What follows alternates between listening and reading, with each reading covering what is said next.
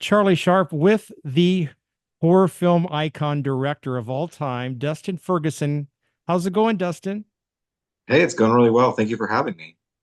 And we want to say, first of all, Dustin is a Midwest guy out of, was it Lincoln, Nebraska? That's correct. Yeah, so we'll get that out of the way. So that means it's all good. Good people in the room, of course, Midwest people. And Dustin's got a brand new film out. We're going to be premiering it on Thursday in Santa Ana. But let's kind of dig into your, past projects because you did a lot of things. I read somewhere where you did, and we should say you edit and direct all of your own films. Tell me about that because most people they have, it goes to somebody produces it and then it goes to editing and then directing. So tell me about that process.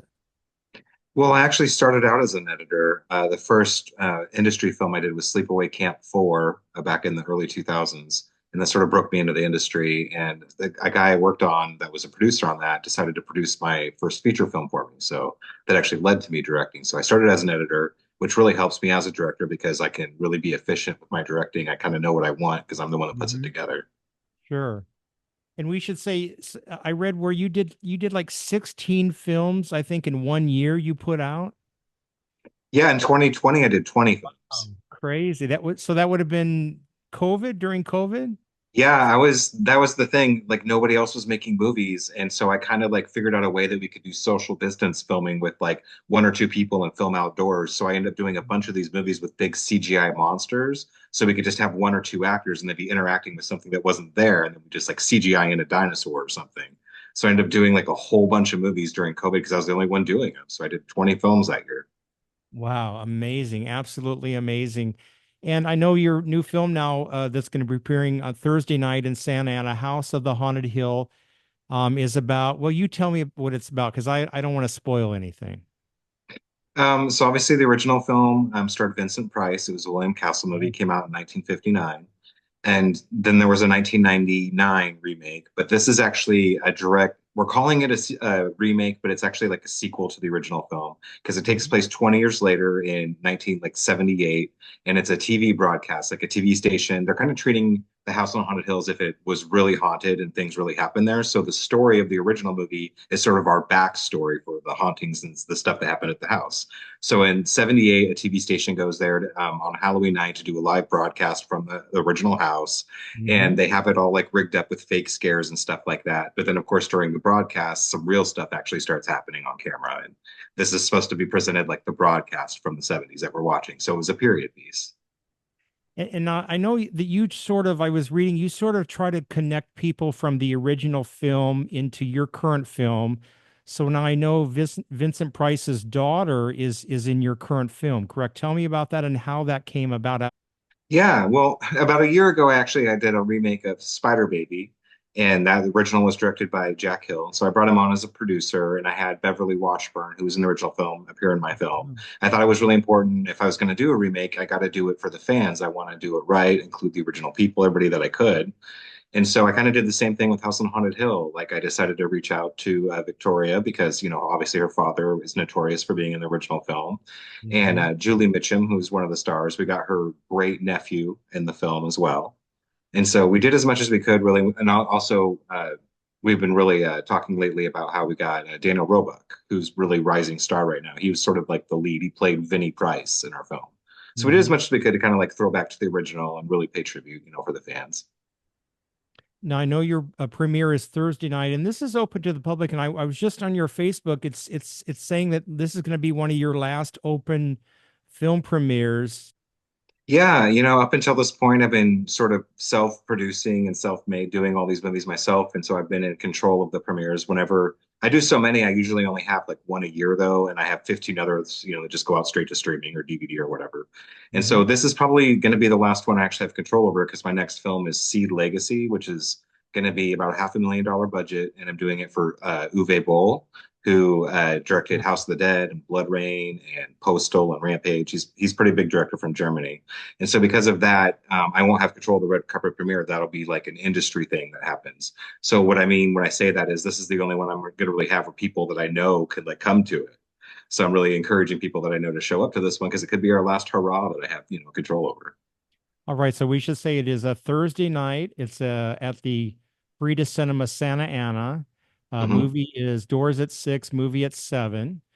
Correct. And you brought up an interesting question for a lot of people that are, we talk to people every day. You probably do. How do you get into filmmaking and this whole budget thing? So I know you're known to take the budget as far as it can go. And tell me how that works because obviously you're going to a pretty high budget film. What's the process that you as a director, producer go through to get maybe people to give money for the project?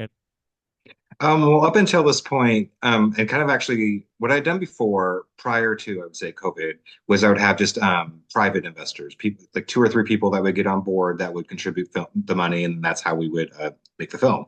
And I started doing so many movies that way that I was able to actually turn my own profits into the budget for the next film. So I was doing that for a while, and then when I moved out to California, I really wanted to take them up a notch, started to work with like CGI and stuff like that. So during COVID, I would actually sell producer credits. And so you could like buy an associate producer credit or an executive producer credit. That way you get your name and credited in the film on IMDb as a producer, and then that money would help fund our film. So did a lot of movies that way. And so that's basically what I've been doing up to this point.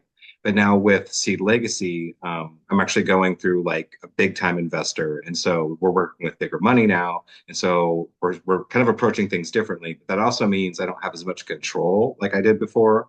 Whereas before, people just sort of give me the money to make the film Mhm. and I can make all the decisions. But now when you work with more money, you have more hands in the pot. So I'm sort of like changing a lot of the ways that I do things. I can't go so quickly. I have to kind of slow down. I have to approach things, a totally different way than I've done before. But it's worth it because the bigger budget's going to just make a bigger film. And obviously, like you said, I'm really efficient and economical with how I make my films. And so most of my movies before, I would say Spider Baby had like a $60,000 budget. And that was by far the most money I'd ever worked with. And this is going to be 500,000. So it's going to be the biggest thing I've ever done. So excited for you, Dustin. I can't wait to follow your journey. So again, we can see you and some of the stars of the film Thursday night at Santa Ana, Frida Cinema, 7 o'clock. Get there early because you know how Santa Yes. Ana is. And is there Yes. anything else that you'd like to talk about? Yeah, I just wanted to mention a few things. I got some releases coming up. 1031 Part 4 is a new anthology I did a segment for, and it just came out to Blu-ray. It's a really good, like, fall-time Halloween anthology movie to watch. Some really good directors did that. Obviously, like you said, the House on Haunted Hill premieres this Thursday, and the Blu-ray for that actually comes out at midnight on Thursday. So people Okay. can go to my Facebook page and find the link to purchase it. It'll be $20, and that'll be Thursday at midnight. And Give a then shout out. Give a shout out. What's your Facebook page?